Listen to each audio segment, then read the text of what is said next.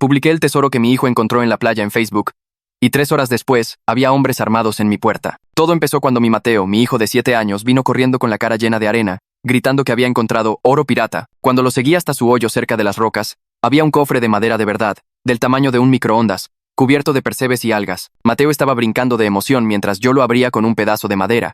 Cuando la tapa se abrió, los dos nos quedamos viendo fijamente. Envueltos en bolsas de plástico había fajos y fajos de billetes de $100, más dinero del que había visto en toda mi vida. Siendo el papá orgulloso que soy, le saqué una foto a Mateo, sonriendo de oreja a oreja junto a su cofre del tesoro, y la subí a Facebook. Mi pequeño pirata encontró un tesoro de verdad en la playa hoy.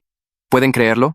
En 20 minutos tenía más de 100 me gusta y docenas de comentarios. 3 horas después alguien tocó a la puerta de mi depa tan fuerte que todo el marco tembló. Miré por la mirilla y vi a 2 tipos en trajes caros parados en el pasillo. Cuando abrí la puerta, todavía con la cadena puesta, el más grande, que tenía una cicatriz que le corría desde la oreja hasta la mandíbula, dijo con una voz calmada que me heló la sangre: «Tienes algo que le pertenece a la familia Torino, y venimos a recogerlo». El más chico sacó su celular y me enseñó mi propia publicación de Facebook, con un zoom al cofre. «Eso lo enterró un socio nuestro hace 3 años cuando la policía nos seguía. Y ese dinero tiene sangre», dijo. Luego miró por encima de mí, hacia Mateo, que jugaba videojuegos. «Qué niño tan bonito tienes. Sería una lástima que algo le pasara porque su padre tomó una mala decisión». El tipo grande me dio una tarjeta de presentación solo con un número de teléfono. «Tienes 24 horas para regresar cada billete. Y sabemos exactamente cuánto hay», dijo, apartándose el saco lo suficiente para que viera la pistola que traía en el cinturón. «Si faltan $20, o si le llamas a la policía, lo sabremos.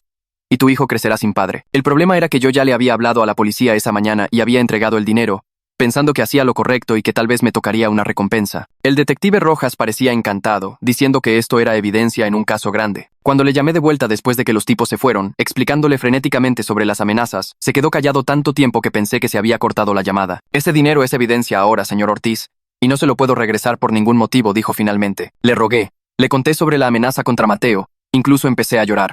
Pero él solo repetía que tenía las manos atadas. La patrulla que prometió nunca llegó. Llamé 6 veces más, hablando con diferentes oficiales que decían lo mismo, que el dinero era evidencia. Incluso manejé hasta la delegación con Mateo, pero no me dejaron pasar de la recepción. El sargento del mostrador me miró como si estuviera loco cuando le expliqué que la mafia me iba a matar por un dinero que ya no tenía. Para las 8 p.m., estaba caminando de un lado a otro, tratando de averiguar si podíamos huir con mi hermana en Monterrey, cuando mi teléfono sonó de un número bloqueado. «Te quedan 16 horas», dijo la voz. «Los Torino no dan prórrogas». Traté de explicarle lo de la policía, pero me interrumpió. «Ese es tu problema, no el nuestro». A la mañana siguiente, faltando 4 horas, estaba sentado en la oficina del detective Rojas, literalmente de rodillas, suplicando, cuando otro detective entró de golpe. «Rojas, tenemos un problema con la evidencia de los Torino», dijo, sin siquiera notar que yo estaba en el suelo. Rojas se puso pálido y preguntó qué tipo de problema. «El dinero desapareció de la bóveda de evidencias. Alguien se lo llevó anoche». Rojas se levantó de un salto y salió corriendo, dejándome solo en su oficina, y fue entonces cuando lo vi en su escritorio. Un recibo de depósito por $50 en su cuenta bancaria, hecho ayer, y debajo, un mensaje de texto impreso que decía: «Pago confirmado por la información. T». La T tenía que ser por Torino. Rojas trabajaba para ellos. Agarré los papeles y salí corriendo de la estación, pero cuando llegué a mi coche, los mismos 2 tipos de ayer estaban recargados en él. «Se acabó el tiempo», dijo el de la cicatriz. Pero antes de que pudiera responder, camionetas negras nos rodearon, y agentes federales salieron apuntando con sus armas. «Nadie se mueva», gritó un agente. El hombre de la cicatriz me miró con odio puro. «Nos tendiste una trampa con los federales», dijo. «Tu hijo está muerto». Pero el agente federal más cercano me agarró del brazo y dijo algo que me congeló la sangre. «Señor Ortiz, su ex esposa Lisa nos contó todo sobre su plan para robar el dinero de la mafia e incriminar a los Torino». Lo miré en completo shock. «¿Qué plan?». «No tengo ninguna ex esposa llamada Lisa». El agente sacó un archivo con fotos que alguien claramente había manipulado en una computadora, mostrando la cara de una mujer pegada junto a mí en la playa, ayudándome a desenterrar el cofre. «Son falsas», grité. «Alguien usó una computadora para poner su cara en esas fotos». Pero el agente ya me estaba poniendo las esposas mientras los tipos de Torino sonreían. El metal se clavó en mis muñecas mientras 2 agentes me agarraban y me empujaban hacia una camioneta negra. Seguí gritando que las fotos eran falsas, que no tenía ex esposa, que alguien me estaba tendiendo una trampa, pero nadie escuchaba. Los hombres de Torino se quedaron allí mirando con esas miradas de satisfacción, como si acabaran de ganar algo. Un agente me agachó la cabeza y me metió en el asiento trasero. Luego se subió a mi lado mientras otro agente se ponía al volante. La puerta se cerró de golpe y nos alejamos de la estación de policía, dejando a los tipos de Torino parados en el estacionamiento. El agente sentado a mi lado tendría unos 40 años, cabello oscuro y corto, y una expresión tranquila que me daba ganas de gritar. Sacó una placa y me la mostró. Se llamaba Daniel Mendoza, agente federal. Comenzó a hablar con voz firme sobre cómo habían estado investigando mi conspiración durante semanas. Lo miré como si hablara en otro idioma. Dijo que mi exesposa Lisa los había contactado hacía 6 semanas con información detallada sobre nuestro plan para robar dinero de la mafia e incriminar a la familia Torino. No pude ni articular palabra por unos segundos. Luego logré decir que nunca había estado casado, que no conocía a nadie llamada Lisa, y que todo esto era una locura. Daniel sacó una carpeta y me mostró correos electrónicos impresos, supuestamente de Lisa, describiendo todo nuestro plan. Los correos tenían fechas de meses atrás. Hablaban de encontrar el dinero enterrado, de tenderle la trampa a los Torino. Incluso discutían qué hacer con Mateo durante la operación. Nada de eso era real, pero se veía tan oficial, con marcas de tiempo y todo. Mi cerebro seguía tratando de averiguar quién haría esto, quién tendría las habilidades para crear una persona falsa con una historia falsa y correos falsos. ¿Quién se tomaría tantas molestias para destruir mi vida? Llegamos a un gran edificio federal en el centro y los agentes me llevaron adentro por una entrada trasera. Había gente de traje por todas partes, caminando rápido con archivos y teléfonos. Me llevaron a una sala de interrogatorios, solo un espacio pequeño con una mesa de metal y sillas atornilladas al suelo. Daniel se sentó frente a mí mientras otro agente se paraba junto a la puerta. Me quitaron las esposas, pero me dijeron que no intentara ninguna estupidez. Daniel abrió un archivo más grande y comenzó a poner papeles sobre la mesa. Estados de cuenta bancarios con mi nombre que mostraban depósitos de miles de dólares que nunca hice. Mensajes de texto entre Lisa y yo planeando todo, contratos de alquiler de bodegas de las que nunca había oído hablar. Todo estaba diseñado para hacerme ver culpable. Seguí diciendo que revisaran los datos informáticos de las fotos, que probaran que Lisa no existía. Pero Daniel solo negaba con la cabeza. Dijo que sus técnicos ya habían verificado todo. Las fotos eran reales, las cuentas bancarias eran reales, Lisa era real. Sentí que me estaba volviendo loco. ¿Cómo podían verificar cosas que no existían?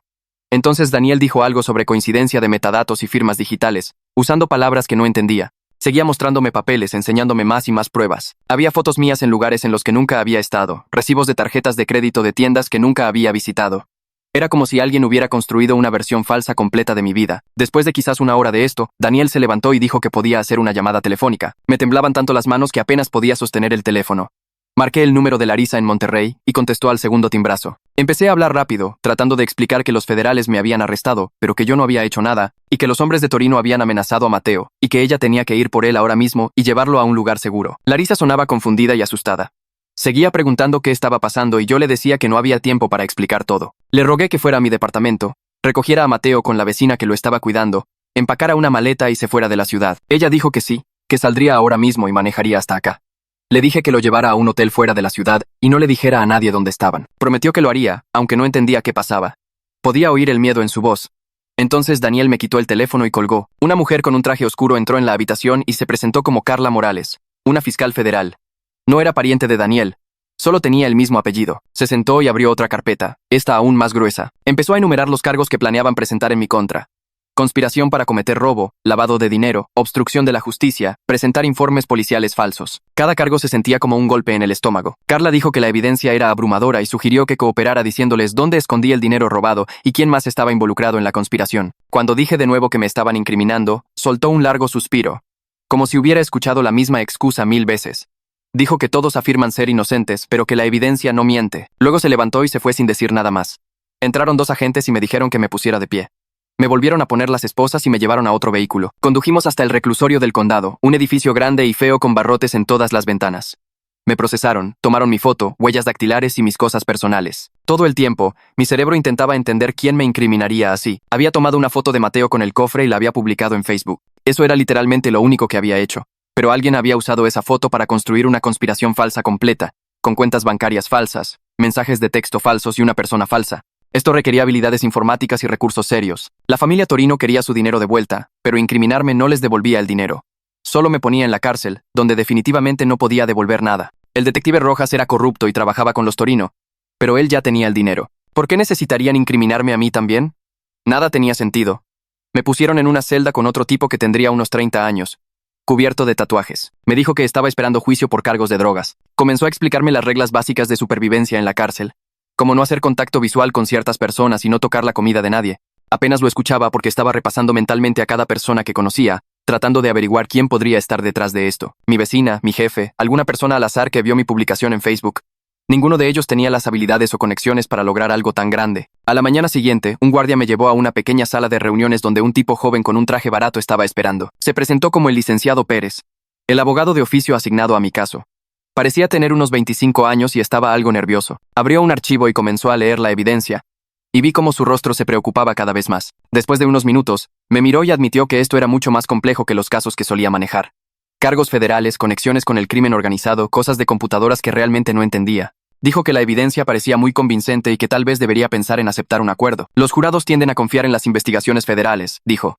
Comencé a explicarle que Rojas era corrupto y cómo había agarrado los papeles de su escritorio, demostrando que los Torino le habían pagado. La cara de Pérez se preocupó aún más. Dijo que esos papeles eran evidencia que yo había robado de una estación de policía, lo que en realidad me hacía parecer más culpable, no menos. Intentaba ser útil, pero me di cuenta de que no tenía idea de cómo manejar un caso donde los propios policías estaban coludidos. Me di cuenta de que necesitaba un abogado diferente, alguien que no tuviera miedo de los fiscales federales y la policía corrupta. Pérez se fue después de prometer presentar algunos papeles básicos, pero pude notar que estaba aliviado de salir de esa habitación. Más tarde esa tarde, un guardia me dijo que tenía una llamada. Era Larisa, llamando desde un hotel. Había recogido a Mateo y se estaban quedando en algún lugar fuera de la ciudad. No quería decir exactamente dónde por teléfono. Mateo seguía preguntando cuándo iba a volver a casa y por qué los federales se me habían llevado. Ella no sabía qué decirle. Entonces escuché a Mateo llorando al fondo, preguntando si yo era un hombre malo. Mi hijo pensaba que yo era un criminal. Eso dolió peor que cualquier otra cosa que hubiera pasado. Traté de decirle a Larisa que le explicara que no había hecho nada malo, pero se me quebró la voz y no pude sacar las palabras. El guardia dijo que mi tiempo se había acabado y me quitó el teléfono. Esa noche, me acosté en el delgado colchón de la cárcel mirando al techo mientras mi compañero de celda roncaba en la litera de abajo. No podía dormir. Mi mente seguía repasando la línea de tiempo. Alguien vio mi publicación de Facebook a los pocos minutos de que la subí. Crearon la identidad falsa de Lisa. Crearon meses de evidencia falsa. Hicieron que Rojas robara el dinero real. Organizaron mi arresto. Todo esto sucedió en unas 20 horas. Este no era un criminal cualquiera. Esto requería planeación, recursos y acceso a los sistemas informáticos de la policía. Esto estaba mucho más allá de lo que el crimen organizado típico podía lograr. Alguien con habilidades técnicas serias y conexiones había decidido destruir mi vida, y no tenía idea de quién o por qué. A la mañana siguiente, un guardia me despertó temprano y dijo que tenía visita. Me llevaron a la misma pequeña sala de reuniones donde había estado Pérez, y cuando se abrió la puerta, una mujer con un traje gris oscuro estaba sentada allí con un maletín de cuero sobre la mesa. Se puso de pie y me estrechó la mano con firmeza. Se presentó como Aurelia Herrera y dijo que era una abogada defensora que manejaba casos sobre corrupción gubernamental y personas culpadas por cosas que no hicieron. Mi hermana Larisa la había llamado después de pasar horas buscando en línea abogados que pelearan casos federales, y ella había revisado los hechos básicos de lo que me pasó. Ella creía que alguien me estaba incriminando. Me dijo que trabajaba pro bono en casos como el mío, donde gente común quedaba atrapada por policías y fiscales corruptos. Quería tomar mi caso si yo la dejaba. Casi me pongo a llorar ahí mismo porque era la primera persona que parecía creerme de verdad.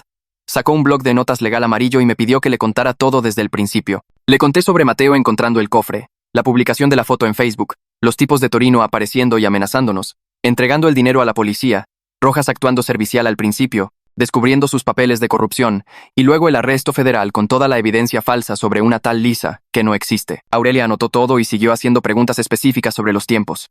¿Cuándo publiqué la foto? ¿Cuándo aparecieron los Torino? ¿Cuándo llamé a Rojas? ¿Cuándo me arrestaron? Hizo una línea de tiempo en su blog con todas las horas escritas, y luego golpeó el papel con su pluma. Señaló que la evidencia falsa supuestamente me mostraba planeando todo esto durante varios meses, pero la situación completa solo existió durante unas 24 horas antes de que los federales me atraparan. Esa línea de tiempo no tiene ningún sentido, dijo. Si hubieras estado planeando robar dinero de la mafia durante meses, ¿por qué publicarías una foto en Facebook que trajo a la mafia a tu puerta en 3 horas? ¿Por qué entregarías el dinero a la policía si querías quedártelo? La historia de la fiscalía tenía un agujero enorme, y ese problema de la cronología era nuestra primera forma real de contraatacar. Dijo que iba a presentar mociones de inmediato para examinar toda la evidencia digital. Las fotos, los estados de cuenta, los mensajes de texto, todo tenía metadatos que mostrarían cuándo se crearon realmente los archivos. Si todo se hizo recientemente, como ella sospechaba, eso probaría la trampa. Se puso de pie y me dijo que aguantara, que iba a pelear esto con todo. Durante la siguiente semana, Aurelia presentó un montón de papeles legales en la corte, argumentando que los metadatos probarían que las fotos y los documentos se crearon recientemente, no durante meses, como afirmaba la fiscalía. La fiscal federal Carla Morales contraatacó, diciendo que la evidencia ya había sido revisada por expertos informáticos federales y que todo era real. Pero el juez le concedió a Aurelia la solicitud de que una persona independiente revisara todo. Aurelia contrató a un experto en forense digital llamado Gabriel Tillman, que había testificado en docenas de casos federales y tenía la reputación de ser realmente bueno en su trabajo e imposible de hacer quedar mal en el estrado. Vino a visitarme a la cárcel unos días después. Gabriel tendría unos 40 años. Era algo callado y tenía una forma de hacer preguntas técnicas súper específicas que demostraban que realmente sabía lo que hacía. Me pidió que le explicara exactamente qué pasó con la publicación de Facebook, y cuando le conté que tomé la foto y la publiqué de inmediato, sus ojos se iluminaron. Dijo que ese fue el detonante de todo. Alguien con habilidades informáticas serias podría haber usado software de reconocimiento facial para identificarme desde mi perfil de Facebook a los minutos de mi publicación. Luego construyeron toda la evidencia falsa alrededor de mi huella digital, usando información que sacaron de mis redes sociales y registros públicos. Era un trabajo sofisticado que requería acceso a sistemas informáticos policiales, pero alguien que supiera lo que hacía podía hacerlo rápido. Mientras tanto, a Larisa se le estaba acabando la lana, manteniéndose a ella y a Mateo en diferentes hoteles cada pocas noches. No podía regresar a su departamento en Monterrey porque temía que los Torino los rastrearan hasta allí. Me llamó llorando una noche diciendo que no sabía qué hacer y yo me sentí completamente indefenso, atrapado en la cárcel. Le conté a Aurelia en su próxima visita y ella hizo algunas llamadas. Consiguió que Larisa y Mateo entraran en una casa de seguridad administrada por un grupo que generalmente ayudaba a mujeres que escapaban de relaciones violentas, pero que a veces también ayudaban a familias atrapadas en situaciones legales peligrosas. Larisa los mudó allí y me dijo que Mateo tenía pesadillas casi todas las noches y seguía preguntando cuándo podía verme. Escuchar que mi hijo de 7 años tenía pesadillas por todo este desastre me daba ganas de golpear las paredes. Unos días después, Gabriel terminó su primera ronda de análisis y volvió a ver a Aurelia. Ella me visitó justo después con una pequeña sonrisa en su rostro. La primera vez que la veía sonreír desde que tomó mi caso, Gabriel había encontrado exactamente lo que esperaba. Cada pieza de evidencia digital fue creada dentro de una ventana de 6 horas el día después de que encontré el cofre. Las fotos que mostraban a la falsa Lisa ayudándome a desenterrar el dinero fueron manipuladas esa mañana usando software profesional de edición de fotos. Los estados de cuenta bancarios se hicieron esa tarde usando plantillas que coincidían con los formatos bancarios reales. Los mensajes de texto tenían fechas anteriores, pero todos fueron creados en el mismo lote de archivos. Quienquiera que me incriminó trabajó muy rápido, pero dejó huellas digitales por todas partes. Los metadatos no mentían. Aurelia presentó de inmediato una moción de emergencia para desestimar los cargos basándose en los hallazgos de Gabriel. El juez ordenó una audiencia para revisar la evidencia y me llevaron al juzgado con esposas y un overol naranja. Gabriel subió al estrado y presentó su análisis, mostrando exactamente cómo cada pieza de evidencia era falsa y cuándo se creó. Tenía gráficos y explicaciones técnicas que lo dejaban todo clarísimo. Carla Morales parecía genuinamente sorprendida, sentada en la mesa de la fiscalía. Seguía revisando sus propios archivos como si no pudiera creer lo que estaba escuchando. El juez no desestimó los cargos en ese momento, pero ordenó a los federales que hicieran su propia verificación independiente de todo y dijo que podía salir bajo fianza, a pesar de las objeciones de Carla. La fianza se fijó en $50. Larisa usó todos los ahorros de su retiro para pagarla, y 8 días después de ser arrestado, salí de esa cárcel a la luz del sol. Larisa estaba esperando afuera con Mateo, y mi hijo corrió hacia mí tan rápido que casi me tumba. Me rodeó la cintura con los brazos y se echó a llorar, preguntándome si iba a desaparecer otra vez. Le prometí que no iría a ningún lado, pero cuando miré su carita, pude ver que ya no confiaba plenamente en esa promesa. Los federales ya se me habían llevado una vez. Larisa nos llevó a la casa de seguridad, que era una casa de aspecto normal en un barrio tranquilo, con rejas en las ventanas y cerraduras muy buenas. Esa noche, alrededor de las 2 de la mañana, Mateo empezó a gritar dormido. Sus gritos despertaron a todos en la casa. Corrí a su habitación y lo encontré sentado en la cama, temblando y llorando. Lo abracé y sollozó en mi pecho durante mucho tiempo antes de poder hablar. Finalmente me dijo que los hombres de Torino habían venido a la puerta de nuestro departamento, y él los había escuchado amenazar con lastimarlos si yo no les daba algo. Había estado asustado durante días de que volvieran, y ahora también tenía miedo de que la policía me llevara de nuevo. Mi hijo de 7 años había estado lidiando con amenazas tanto de criminales como de las autoridades, y me di cuenta de que ambas partes lo habían traumatizado. Las personas que se suponía que debían protegernos lo habían lastimado tanto como los malos. Al día siguiente, Aurelia organizó una reunión con un investigador de asuntos internos llamado Inspector Bautista, que manejaba casos de corrupción dentro del departamento de policía. Nos reunimos con él en una cafetería lejos de la estación. Le mostré los papeles que había agarrado del escritorio de Rojas, el recibo bancario que mostraba los $50 depositados en la cuenta de Rojas y el mensaje de texto que decía pago confirmado de alguien con la inicial T. Bautista miró los papeles durante mucho tiempo sin decir nada. Al principio estaba escéptico, preguntando cómo sabía que eran reales y no algo que yo había inventado. Pero entonces Aurelia sacó copias del análisis forense de Gabriel que mostraba la trampa y le explicó toda la cronología de lo que pasó. La cara de Bautista se puso más seria mientras escuchaba. Finalmente dijo que abriría una investigación oficial sobre Rojas, pero nos advirtió que tomaría tiempo y que no debíamos esperar resultados rápidos.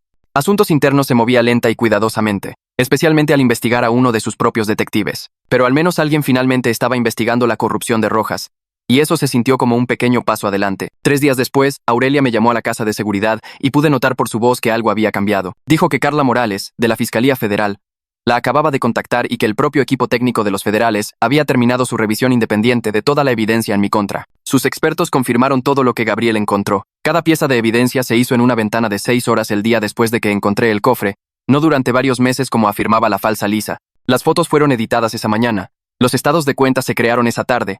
Los mensajes de texto tenían fechas anteriores, pero se hicieron en un solo lote. Carla admitió que su caso se estaba desmoronando, pero necesitaba entender quién creó la evidencia falsa y por qué. Porque alguien con muy buenas habilidades técnicas usó los sistemas federales para incriminar a una persona inocente. Aurelia sonaba cautelosamente esperanzada por primera vez desde que tomó mi caso.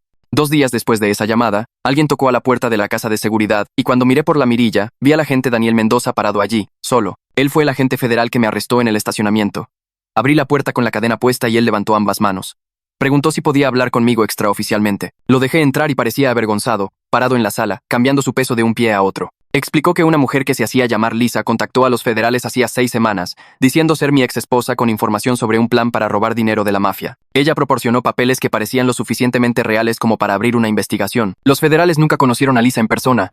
Todo el contacto fue a través de correos electrónicos encriptados y llamadas telefónicas con distorsión de voz, que ella afirmaba era necesario por su seguridad. Daniel no dejaba de disculparse mientras hablaba. Admitió que los federales debieron haber verificado la identidad de Lisa antes de construir un caso en mi contra, pero ella proporcionó tanta información detallada sobre mi vida. Sabía mi dirección, mi historial laboral, mis rutinas diarias, incluso tenía fotos de Mateo. La información era tan específica y precisa que le creyeron. Alguien había estudiado toda mi vida con el detalle suficiente para crear una identidad falsa que pudiera engañar a los investigadores federales. Daniel dijo que la pregunta ahora era quién tenía el motivo, los recursos y el acceso para lograr esto. Después de que Daniel se fue, Aurelia llamó a Gabriel y a Bautista y les pidió que vinieran a la casa de seguridad. Esa noche nos sentamos todos alrededor de la mesa de la cocina tratando de averiguar quién se beneficiaba de incriminarme. Seguía repasándolo en mi cabeza. Los Torino querían su dinero de vuelta, pero incriminarme no les devolvía el dinero. Solo soy un tipo normal que encontró su cofre y lo entregó a la policía. Rojas es corrupto y robó la evidencia, pero los Torino ya le habían pagado por robarla. Entonces, ¿por qué pasar por la complicada trampa? Larisa estaba arriba acostando a Mateo mientras hablábamos. Había una pieza faltante que no estábamos viendo. Gabriel extendió sus papeles de análisis forense sobre la mesa y sugirió que viéramos quién tenía acceso para crear la evidencia falsa. Explicó que requería bases de datos policiales para construir estados de cuenta y registros de mensajes de texto convincentes. También necesitaba muy buenas habilidades de edición de fotos y conocimiento de los procedimientos de investigación federal. Esa combinación apuntaba a alguien dentro de las fuerzas del orden con habilidades técnicas y conexiones tanto con los Torino como con la investigación federal. Bautista había estado revisando los antecedentes de todos los involucrados en la cadena de evidencia. Sacó un archivo y dijo que descubrió que Rojas tiene un primo que trabaja como contratista técnico para los federales. El nombre del primo es Vicente Hester y tiene acceso a sistemas federales y las habilidades para crear evidencia digital falsa. Bautista nos mostró registros financieros con grandes depósitos en efectivo en las cuentas de Vicente casi al mismo tiempo que Rojas recibió su pago de los Torino. Los depósitos eran casi tan grandes como lo que recibió Rojas. Todos nos miramos mientras las piezas encajaban.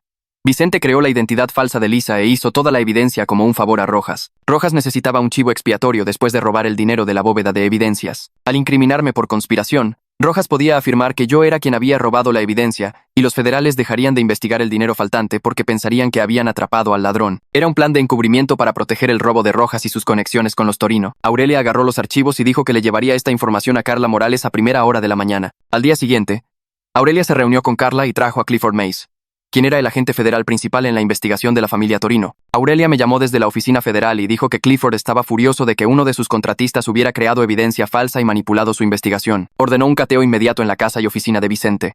En cuestión de horas, los agentes federales estaban revisando las computadoras y archivos de Vicente. Encontraron el software que usó para crear los estados de cuenta falsos. Encontraron las fotos originales que modificó para que pareciera que Lisa me estaba ayudando a desenterrar el cofre. Encontraron correos electrónicos entre Vicente y Rojas discutiendo el plan de incriminación en detalle. La evidencia era abrumadora. Los federales arrestaron a Vicente y a Rojas el mismo día. Ambos hombres fueron acusados de conspiración, manipulación de evidencia, obstrucción de la justicia y fraude. Rojas intentó afirmar que estaba trabajando encubierto para infiltrarse en la familia Torino, pero los depósitos bancarios y los mensajes de texto demostraban que en realidad estaba en su nómina todo el tiempo. Vicente consiguió un abogado de inmediato y se negó a hablar, pero la evidencia de sus computadoras era tan sólida que no importaba si hablaba o no. 2 días después de los arrestos, Carla Morales retiró formalmente todos los cargos en mi contra. Emitió una declaración pública diciendo que yo fui víctima de una complicada trampa llevada a cabo por oficiales corruptos. Se disculpó por mi arresto y detención injustos.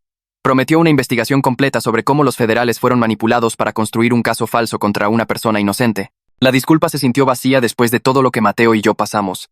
Pero al menos mi nombre estaba limpio y la gente sabría que no hice nada malo. Aurelia me llamó el día después de que retiraron los cargos y dijo que necesitábamos hablar sobre la familia Torino. Vino a la casa de seguridad y se sentó frente a mí en la mesa de la cocina, con el rostro serio. El hombre de la cicatriz y su compañero estaban encerrados por cargos de armas y amenazas del arresto en el estacionamiento, pero la familia Torino tenía más miembros que solo 2 matones. Las familias del crimen organizado no olvidan las deudas, explicó, y podrían seguir culpándome por su dinero terminando como evidencia federal. Aunque yo haya sido absuelto de la conspiración, la familia sabía que su efectivo estaba en una bóveda de evidencia federal en lugar de en sus manos, y alguien podría decidir que yo todavía les debía. Sentí que se me revolvía el estómago porque pensé que esta pesadilla finalmente había terminado, pero Aurelia me estaba diciendo que tal vez no. Dijo que necesitaba tomar la amenaza en serio y considerar mis opciones para protegernos a Mateo y a mí en el futuro. Al día siguiente, Clifford Mays apareció en la casa de seguridad con papeles sobre protección de testigos. Se sentó y explicó que si yo testificaba contra los miembros de la familia Torino que habían arrestado, podría ponernos a Mateo y a mí en el programa. Nuevas identidades, nueva ciudad, nuevas vidas donde los Torino nunca pudieran encontrarnos. Pero significaría dejar todo atrás, sin contacto con Larissa ni con nadie que conociéramos, empezar de cero en un lugar donde nadie supiera nuestros nombres reales. Miré los papeles y pensé en Mateo, que ya había pasado por tanto trauma. Alejarlo de su tía, su escuela, todo lo familiar, parecía que le haría más daño que bien. Él ya estaba luchando por sentirse seguro, y arrancarlo de las pocas cosas estables en su vida se sentía incorrecto. Le dije a Clifford que testificaría sin protección de testigos. Él pareció preocupado, pero dijo que asignaría agentes federales para brindar seguridad en nuestro departamento. Me hizo firmar papeles reconociendo el riesgo, y luego hizo que los agentes instalaran cerraduras nuevas y un sistema de seguridad completo en nuestro hogar. Regresamos a nuestro departamento 3 días después, y Mateo estaba asustado desde el momento en que entramos. Se quedó mirando el lugar donde los hombres de Torino habían estado cuando nos amenazaron, y le temblaban las manos. Esa primera noche, se negó a dormir en su propia habitación. Arrastró su cobija y almohada a mi cuarto e hizo un lugar en el piso justo al lado de mi cama donde pudiera ver la puerta. Traté de convencerlo de que su habitación era segura ahora, con todas las cerraduras y cámaras nuevas, pero él solo negó con la cabeza y se acurrucó en el suelo. Larissa condujo desde Monterrey y se quedó con nosotros unas semanas, durmiendo en el sofá y ayudando a Mateo a adaptarse a estar en casa. Preparaba el desayuno cada mañana y lo acompañaba a la escuela, tratando de reconstruir algún sentido de rutina normal. Aurelia llamó con una recomendación de una psicóloga infantil llamada doctora Ana Robledo, que trabajaba con niños que habían sido amenazados o habían presenciado violencia. Hice una cita y Mateo comenzó a verla 2 veces por semana. Las primeras sesiones apenas habló, solo se sentaba en su consultorio jugando con juguetes mientras ella hacía preguntas amables, pero poco a poco comenzó a abrirse sobre sus miedos. Le contó sobre pesadillas donde hombres con pistolas entraban por nuestra puerta, habló sobre la preocupación de que me llevaran de nuevo y nunca regresara. Le preguntó por qué la gente mala quería hacernos daño por un dinero que ni siquiera teníamos, y ella lo ayudó a procesar la confusión y el miedo. Las audiencias preliminares de Rojas y Vicente comenzaron unas semanas después y se alargaron durante varias fechas en la corte. Tuve que testificar sobre encontrar el cofre en la playa, sobre la reacción de Rojas cuando lo reporté por primera vez y sobre descubrir la evidencia de corrupción en su escritorio. El abogado de Rojas fue agresivo, tratando de hacerme ver como alguien en quien no se podía confiar, haciendo preguntas diseñadas para confundirme o hacer que mi línea de tiempo sonara poco clara. Pero la evidencia forense de Gabriel era sólida como una roca, y los papeles que había tomado del escritorio de Rojas probaban la corrupción sin lugar a dudas. El juez revisó todo y ordenó que ambos hombres permanecieran detenidos sin fianza mientras esperaban el juicio. El juicio contra la familia Torino avanzó al mismo tiempo, con el hombre de la cicatriz y el hombre más bajo enfrentando cargos federales de crimen organizado junto con varios otros miembros de la familia que los federales habían arrestado. Clifford Mays me explicó que mi testimonio sobre las amenazas y el dinero enterrado ayudó a establecer la empresa criminal activa de la familia. El dinero mismo, que había sido recuperado de la casa de Rojas después de su arresto, proporcionó evidencia de sus operaciones de narcotráfico de hacía 3 años, cuando lo enterraron para ocultarlo de la policía. Mi descubrimiento accidental les había dado a los federales la evidencia física que necesitaban para conectar a la familia con crímenes específicos. Cuando comenzó el juicio de los Torino, tuve que subir al estrado y describir cómo encontré el cofre, las amenazas contra Mateo y el plazo de 24 horas que me habían dado. El hombre de la cicatriz se sentó en la mesa de la defensa mirándome fijamente todo el tiempo con puro odio en sus ojos. Traté de no mirarlo, enfocándome en el fiscal que hacía las preguntas, pero podía sentir su mirada quemándome. En un momento, cuando el juez estaba mirando unos papeles, vi al hombre de la cicatriz articular las palabras: «Estás muerto», dirigiéndose a mí. Mis manos comenzaron a sudar, y mi voz tembló un poco, pero seguí respondiendo preguntas. A pesar de la seguridad federal fuera del juzgado y los agentes vigilando nuestro departamento, estaba aterrorizado de que la familia encontrara alguna forma de llegar a nosotros, incluso con sus líderes encerrados. El abogado defensor intentó argumentar que yo había inventado las amenazas para respaldar mi defensa de conspiración, alegando que necesitaba una historia para explicar por qué me incriminaron, pero los federales tenían grabaciones de las llamadas de número bloqueado con la cuenta regresiva para el plazo. Tenían testimonios de vecinos que vieron a los 2 hombres en la puerta de mi departamento. Tenían la tarjeta de presentación con solo un número de teléfono que el hombre de la cicatriz me había dado. La evidencia era abrumadora. El jurado se retiró a deliberar y tardó 3 días, que parecieron una eternidad. Cuando regresaron dijeron culpable de todos los cargos para ambos matones y otros 2 miembros de la familia. El hombre de la cicatriz no mostró ninguna emoción cuando se leyó el veredicto, pero su abogado intentó argumentar a favor de una sentencia más leve. El juez no lo aceptó y lo sentenció a 25 años en una prisión federal. 2 meses después, llegó la fecha del juicio de Rojas, pero nunca llegó a la corte. La evidencia de su corrupción era tan abrumadora que aceptó un acuerdo de culpabilidad en lugar de enfrentar a un jurado. Admitió haber robado la evidencia de la bóveda, aceptar pagos de la familia Torino y conspirar con Vicente para incriminarme como encubrimiento de su robo. El acuerdo le consiguió 15 años en una prisión federal y perdió su pensión y credenciales de policía permanentemente. No fui a su sentencia, pero Aurelia me llamó después y dijo que se veía derrotado y viejo parado frente al juez. Vicente fue a juicio, y su abogado intentó afirmar que solo seguía las instrucciones de Rojas sin saber el contexto completo de lo que estaba haciendo. Pero los correos electrónicos de su computadora contaban una historia diferente. Mostraban que sabía exactamente lo que estaba haciendo: crear una identidad falsa llamada Lisa, fabricar evidencia falsa con su acceso de contratista federal y manipular una investigación federal para incriminar a una persona inocente. El jurado tardó menos que el jurado de los Torino, regresando en poco más de un día con veredictos de culpabilidad en todos los cargos. Vicente recibió 12 años en prisión federal, además de tener que pagarme una restitución por los daños que causó su falso procesamiento. El juez dijo que la cantidad se determinaría más tarde, pero cubriría mis honorarios legales, salarios perdidos y una compensación por el trauma que Mateo y yo sufrimos. Carla me ayudó a presentar una demanda civil de derechos contra el Departamento de Policía y los federales por el arresto y procesamiento injustos, trabajando con Aurelia para construir un caso que documentara cada violación de mis derechos desde el momento en que Rojas ignoró mis súplicas de ayuda. El proceso legal se prolongó durante 8 meses con declaraciones, revisiones de documentos y reuniones con los abogados de la ciudad, que seguían ofreciendo pequeños acuerdos que Aurelia me decía que rechazara. Finalmente, ofrecieron una cantidad que hizo sonreír a Aurelia y me dijo que la aceptara.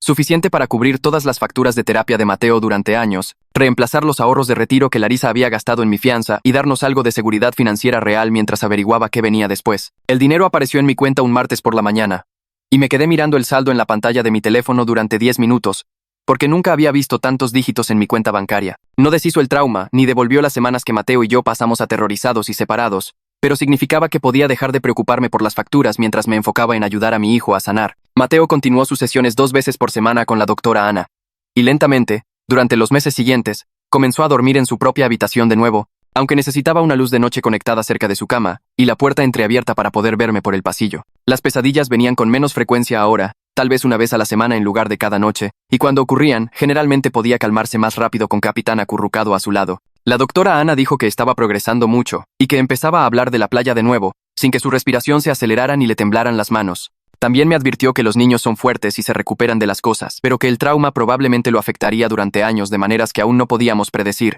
tal vez manifestándose como problemas de confianza o ansiedad cuando fuera mayor. 6 meses después de esa publicación de Facebook que destruyó nuestras vidas, llevé a Mateo a una playa diferente, a unas 2 horas al norte, una lejos de las rocas donde había encontrado el cofre. Corrió por la arena construyendo un castillo normal, como debe hacerlo un niño de 7 años, usando una cubeta y pala de plástico que habíamos comprado en una tienda de conveniencia en el camino. Cuando terminó de apisonar las torres y cavar un foso alrededor, me llamó y me preguntó si podíamos tomar una foto de su castillo. Saqué mi teléfono pero dudé con el dedo sobre el botón de la cámara, y Mateo se dio cuenta de inmediato. Esta vez tomé la foto, abrí mis mensajes y se la envié solo a Larisa en un texto privado, sin publicar nada públicamente donde extraños pudieran verlo. Mateo me vio enviar el mensaje privado y asintió. Luego dijo que estaba bien porque este solo era de arena, nada que hiciera que la gente mala viniera a buscarnos. Larisa había estado visitándonos todos los fines de semana desde que terminó el juicio, conduciendo los viernes por la noche y quedándose hasta el domingo por la tarde, y se había convertido en la persona segura de Mateo además de mí, alguien en quien confiaba completamente, que había estado allí durante las peores partes. Hablaba de mudarse más cerca de nosotros para siempre, tal vez encontrar un trabajo en nuestra ciudad para poder estar cerca si la necesitábamos, en lugar de estar a horas de distancia en Monterrey. Le dije que no tenía que arruinar toda su vida por nosotros, pero ella dijo que la familia cuida a la familia, y después de todo lo que habíamos pasado, quería estar lo suficientemente cerca para ayudar. Los federales cerraron su investigación de la familia Torino con múltiples condenas, y el desmantelamiento total de su operación de drogas que había estado funcionando durante más de una década. Clifford me llamó una tarde para decir que mi descubrimiento accidental del dinero enterrado había terminado siendo el golpe de suerte que necesitaban para acabar con una organización que habían estado investigando durante 5 años sin lograr un progreso real. Dijo que debería sentirme bien por esa contribución a la justicia, pero honestamente, solo me sentía cansado y agradecido de que Mateo y yo hubiéramos sobrevivido. Comencé un nuevo trabajo en una empresa al otro lado de la ciudad después de pasar 3 semanas enviando solicitudes y yendo a entrevistas. Mi antiguo empleador había sido comprensivo con el arresto y me dijo que podía volver una vez que se retiraran los cargos, pero no podía enfrentar entrar a esa oficina donde todos sabían sobre las acusaciones, aunque resultaran ser falsas. El nuevo trabajo pagaba un poco mejor, y ninguno de mis compañeros de trabajo sabía nada de lo que pasó, a menos que decidieran buscar mi nombre en Google, lo cual esperaba que no se molestaran en hacer. Mateo regresó a la escuela después de faltar 3 semanas, y su maestra sabía la situación y prometió estar atenta a cualquier signo de trauma o cambios de comportamiento que pudieran necesitar atención. Le estaba yendo bien con sus tareas y se mantenía al día con los otros niños, pero estaba mucho más ansioso de lo que solía estar antes de que todo esto comenzara. Se preocupaba si yo llegaba incluso 5 minutos tarde a recogerlo de la escuela, parándose junto a la cerca escaneando el estacionamiento hasta que veía mi auto. Necesitaba que le dijera constantemente que todo estaba bien, que estábamos a salvo y que nadie vendría por nosotros. La doctora Ana dijo que este tipo de preocupación constante era normal después de lo que había experimentado y que debería mejorar con el tiempo con terapia continua y rutinas consistentes. Una tarde, mientras cenábamos en la mesa de la cocina, Mateo bajó el tenedor y me preguntó por qué la gente mala quería lastimarnos cuando no hicimos nada malo. Luché por encontrar palabras que tuvieran sentido para un niño de 7 años, tratando de explicar que a veces las personas toman decisiones terribles que terminan afectando a personas inocentes que simplemente están en el lugar equivocado. Le dije que el mundo no siempre es justo y que a las personas buenas les pasan cosas malas, pero que también hay personas buenas que luchan para arreglar las cosas cuando pueden. Lo pensó por un minuto y luego preguntó si nosotros éramos las personas buenas en nuestra historia. Le dije que sí, que definitivamente lo éramos. Y también la tía Larisa, que dejó todo para ayudarnos.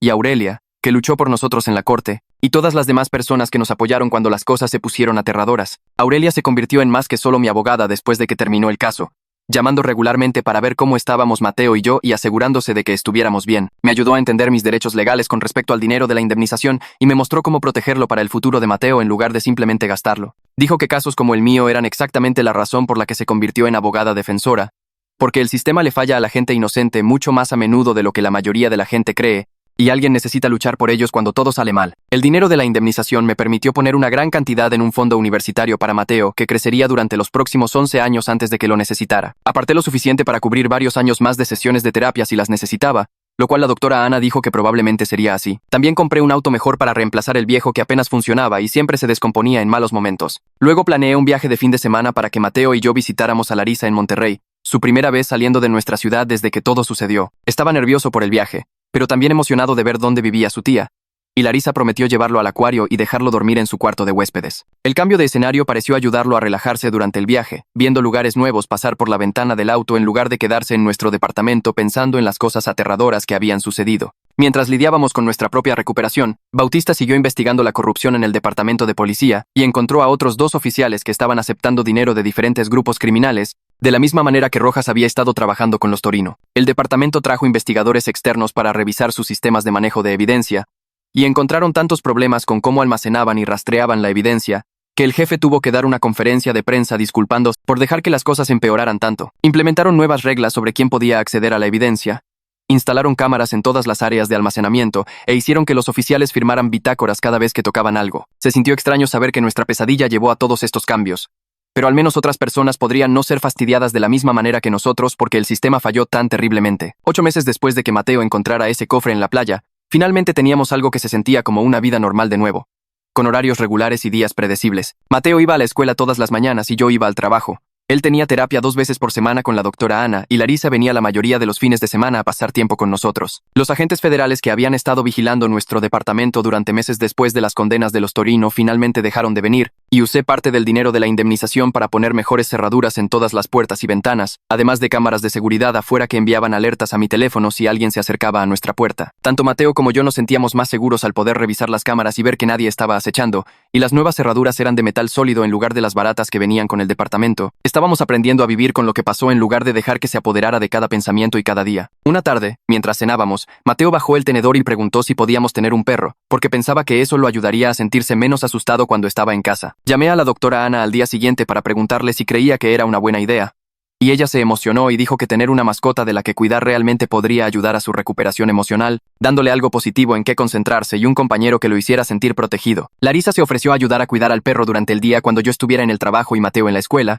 así que el sábado siguiente fuimos a un refugio de animales al otro lado de la ciudad a ver perros que necesitaban un hogar. Mateo pasó junto a las primeras jaulas, mirando a todos los perros saltando y ladrando, pero luego se detuvo en una con un perro mestizo de tamaño mediano, marrón y blanco, que estaba sentado tranquilamente mirando pasar a la gente. El perro se acercó cuando Mateo puso su mano cerca de la reja y le lamió los dedos. Mateo me miró con una sonrisa enorme y dijo que quería a ese. El trabajador del refugio nos dijo que el perro tenía unos 3 años y que lo habían traído después de que su dueño anterior se mudara y no pudiera quedárselo, y que era gentil, ya estaba entrenado para ir al baño y era bueno con los niños.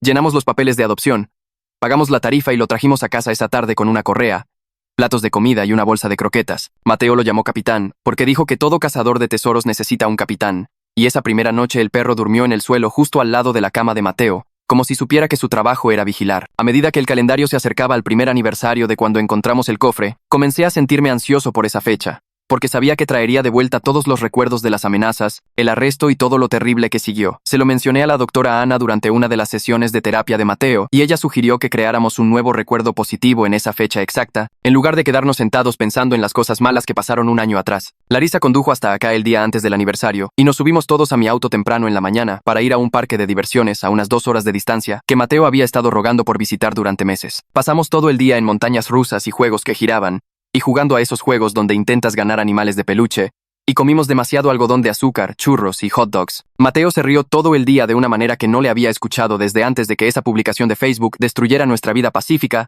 y verlo ser un niño normal y feliz de nuevo me hizo darme cuenta de que realmente íbamos a estar bien con el tiempo. Llevamos a Capitán con nosotros.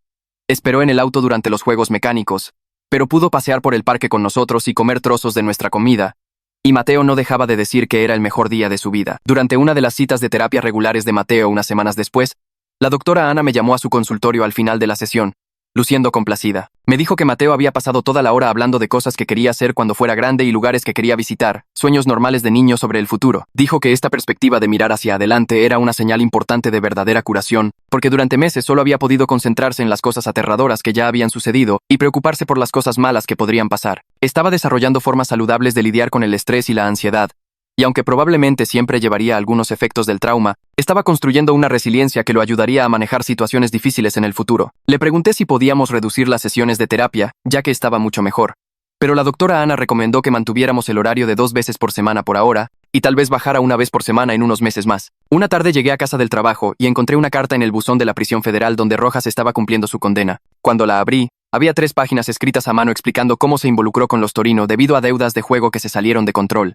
Escribió que nunca tuvo la intención de que una persona inocente y su hijo quedaran atrapados en su corrupción, que pensaba en lo que nos hizo todos los días y que sabía que su disculpa no podía deshacer nada del daño ni devolver los meses de miedo y trauma que pasamos. Leí la carta entera una vez, parado en la cocina, y luego la rompí en pedazos y la tiré a la basura, porque su arrepentimiento no cambiaba nada de lo que Mateo experimentó, ni hacía desaparecer las pesadillas, ni borraba el hecho de que mi hijo de 7 años tuvo que escuchar a hombres amenazar con matarlo. Unas semanas después, Larisa llamó con noticias que hicieron que Mateo saltara por todo el departamento de alegría cuando se lo conté. Había encontrado un trabajo en nuestra ciudad y se mudaba a un departamento a unos 20 minutos de nosotros, lo que significaba que estaría cerca permanentemente, en lugar de solo visitar los fines de semana. Mateo estaba tan emocionado de tener a su tía cerca que insistió en que la ayudáramos a mudarse, y pasamos todo un sábado cargando cajas a su nuevo hogar mientras Capitán exploraba todas las habitaciones. Larisa comenzó a venir a cenar 2 veces por semana y aparecía en cada evento escolar.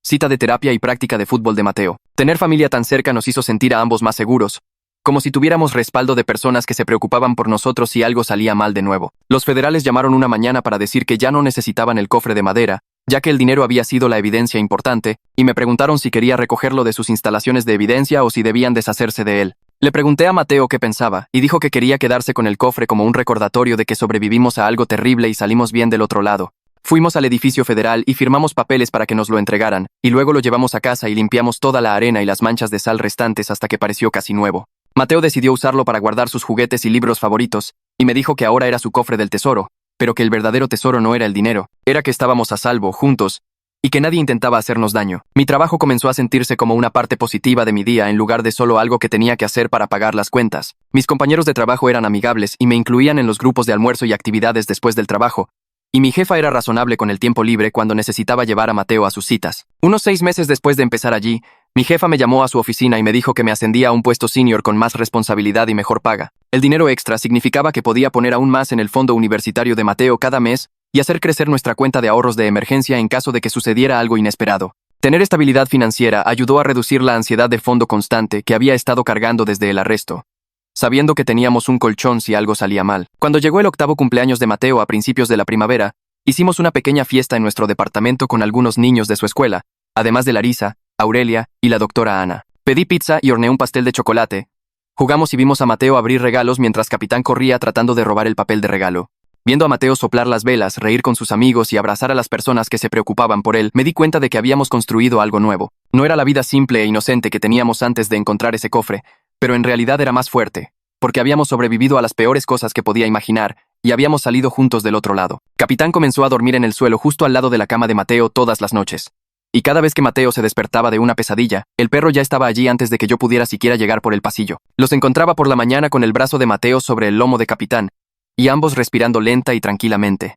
La doctora Ana notó el cambio durante una de nuestras sesiones de terapia cuando Mateo le contó cómo Capitán sabía cuándo venían los malos sueños y ponía su cabeza en la cama incluso antes de que Mateo se despertara por completo. Dijo que la rutina de alimentar a Capitán y sacarlo a pasear le estaba dando a Mateo una estructura y confianza que no tenía antes, y el acto físico de cuidar a alguien más lo estaba ayudando a procesar su propia necesidad de seguridad. Cuando llegamos a casa ese día, Mateo llenó el plato de comida de Capitán, y el perro se sentó pacientemente esperando hasta que Mateo dijo que estaba bien comer, y vi la sonrisa de mi hijo al tener algo que dependía de él de una buena manera. Unos 3 meses después de la fiesta de cumpleaños, una mujer llamada Jordana comenzó en el departamento de marketing de mi empresa, y terminamos comiendo en la misma mesa en el comedor. Era amigable y fácil de hablar, y después de unas semanas de conversaciones casuales sobre cosas del trabajo, me preguntó si quería ir por un café después del trabajo algún día. Le dije que sí, pero le dije que tenía un hijo que era mi prioridad y que había pasado por algunas cosas legales difíciles recientemente que probablemente debería saber. Jordana escuchó mientras le daba el resumen básico sobre encontrar dinero de la mafia, ser incriminado y luchar para limpiar mi nombre, y no salió corriendo ni me miró como si estuviera dañado. Hizo preguntas reflexivas sobre cómo estaba Mateo y si nos sentíamos seguros ahora,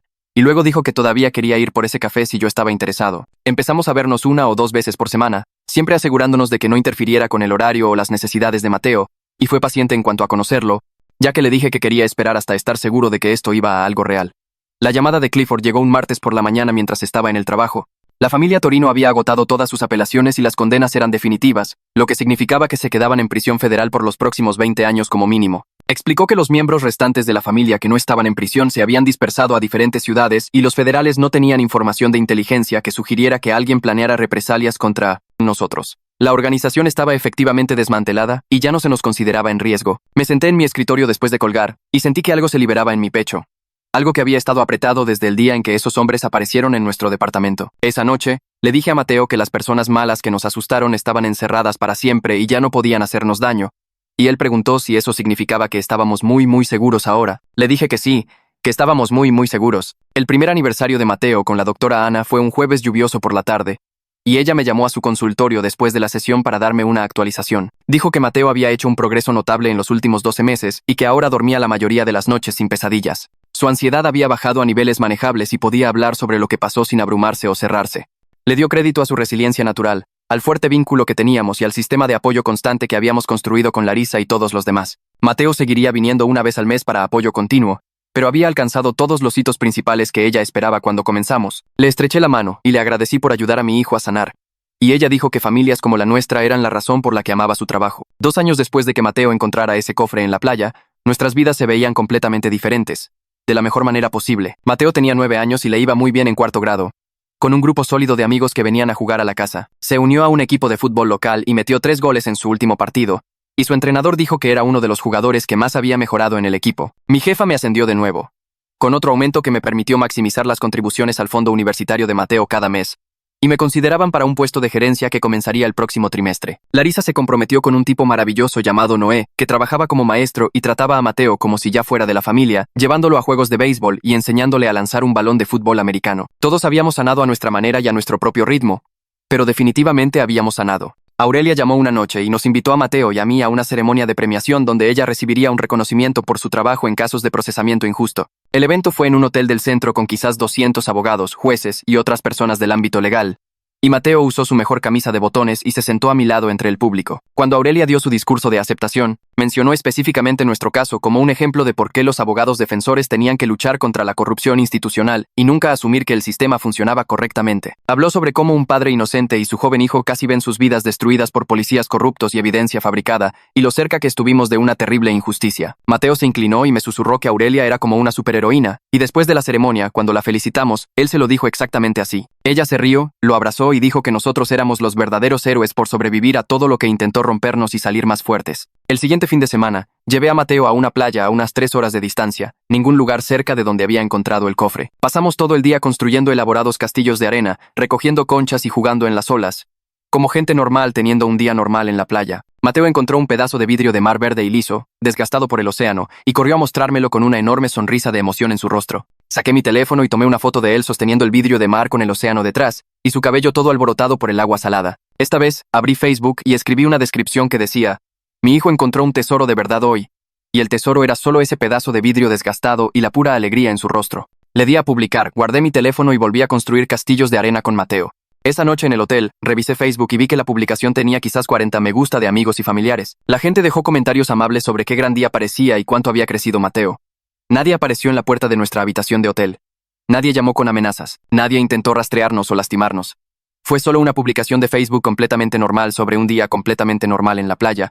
Y esa normalidad se sintió como ganarse la lotería. Mateo y yo estábamos recuperando los momentos simples y felices que nos robaron cuando publiqué esa primera foto, reclamándolos pieza por pieza. Unas noches después, Mateo me estaba ayudando a preparar la cena cuando me preguntó si estaba contento de que hubiera encontrado el cofre, aunque causó tantos problemas. Dejé de picar verduras y pensé cuidadosamente mi respuesta, porque quería ser honesto, pero también ayudarlo a entender lo complicado que era. Le dije que lo que pasó fue terrible y aterrador, y que desearía que nunca hubiéramos pasado por eso, pero que también nos mostró lo fuertes que podíamos ser. Cuánta gente se preocupaba por nosotros y lo importante que era luchar por lo correcto, incluso cuando todo parece desesperado. Mateo asintió lentamente y luego dijo, o sea, básicamente sí, pero también no.